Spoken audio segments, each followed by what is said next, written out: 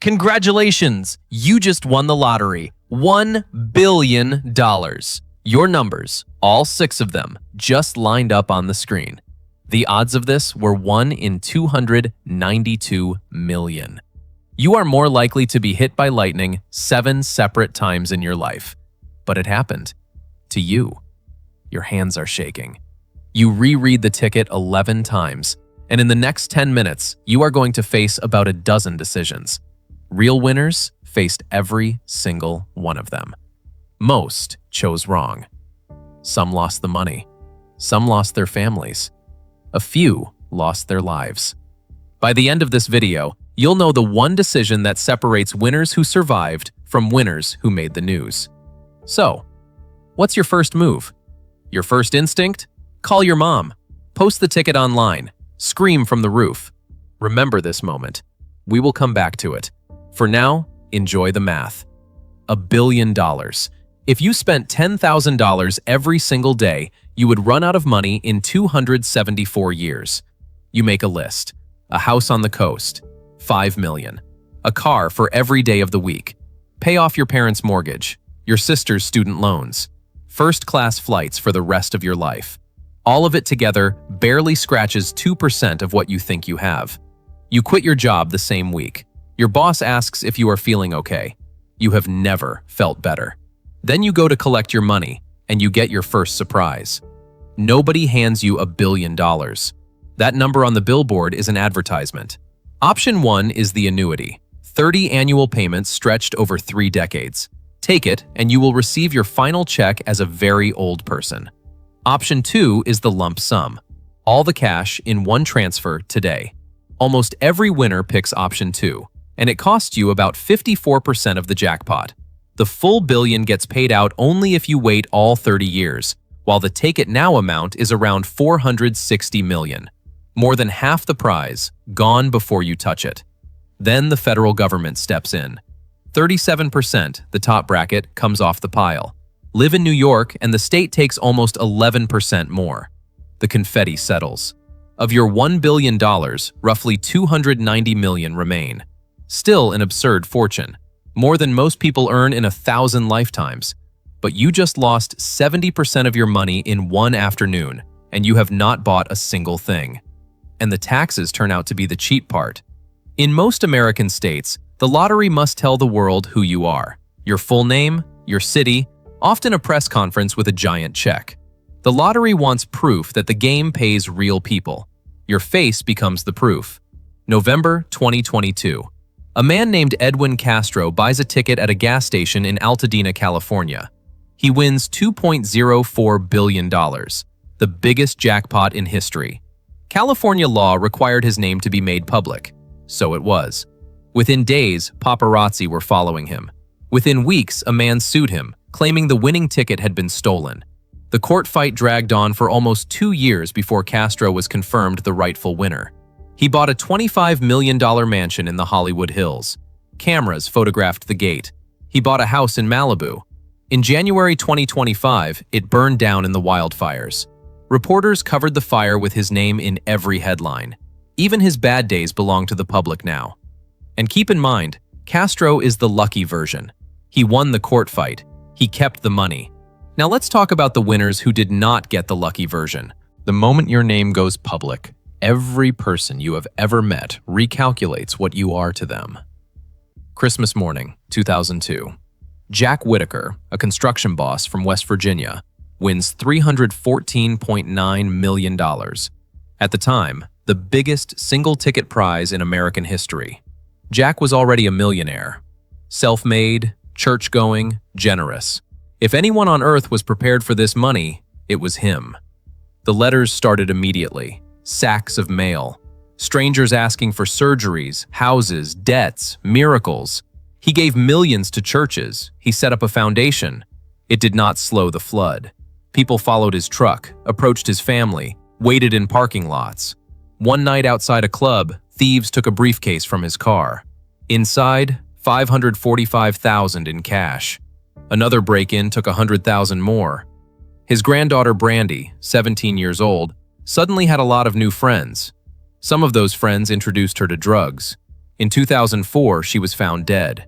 Jack said the words that became famous. "I wish I'd torn that ticket up." He knew how to run a fortune. He had no defense against being known. So you learn from Jack. You decide to hire professionals. A lawyer to guard the money, an advisor to grow it, a wall between you and the world. Smart. Now choose carefully. Because in 2020, the FBI arrested a man the media called the lottery lawyer. Jason Kurland represented dozens of jackpot winners, $3 billion in combined prizes. His clients included the winner of a $1.5 billion Mega Millions jackpot. They came to him for protection. He steered their money into companies he secretly owned. More than $100 million of winners' money disappeared into kickbacks and secret schemes. In 2023, Kurland was sentenced to 13 years in federal prison. The man winners hired to protect them from predators was one. That question has no price tag. If your guard turns out to be the thief, who checks the guard? Write in the comments who you would trust with $290 million. Seriously. Because winners who got this wrong lost far more than money. Abraham Shakespeare worked on a delivery truck in Florida. In 2006, he won $30 million. He was generous to a fault. He paid off houses for strangers and handed out cash on the street. Within 3 years, most of the money was gone, and he told friends he regretted ever winning. Then a woman named Dee Moore appeared. She said she was writing a book about him. She became his financial manager. Then his money began moving into her accounts. In April 2009, Abraham disappeared. Police found his body in January 2010, buried under a concrete slab in the backyard of a house that belonged to Moore's boyfriend. A jury convicted Dee Moore of his murder. She is serving a life sentence. Billy Bob Harrell stocked shelves at a hardware store in Texas. In 1997, he won $31 million. He tithed to his church. He bought turkeys for poor families. 480 turkeys. Strangers called his house day and night. He changed his number. They found it again. Between annual payments, he kept running out of cash, so he sold $6 million in future checks for $2.25 million up front. He told his financial advisor that winning the lottery was the worst thing that ever happened to him. 20 months after the win, Billy Bob was gone. His family blamed the ticket.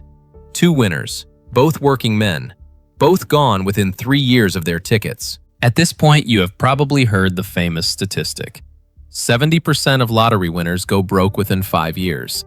You have seen that number in articles and in videos just like this one. That number has a strange origin. It traces back to a financial education conference in 2001, where somebody just said it out loud. No study behind it. The organization it gets attributed to has publicly disowned it. Researchers who actually track winners find that most keep their money and live better. So most winners are fine. The disasters you just watched needed one extra ingredient. Every one of those stories started the same way. Everyone knew. Jack Whitaker's name was on every TV in West Virginia. Abraham Shakespeare's win was public record. Dee Moore read about it before she ever knocked on his door. Billy Bob Harrell's new number kept leaking because everyone knew exactly how much money he had. Fame did the damage. The money just paid for the funeral. Let's run the night again. Back to the gas station, ticket in your hand. Same numbers, same billion. Different you.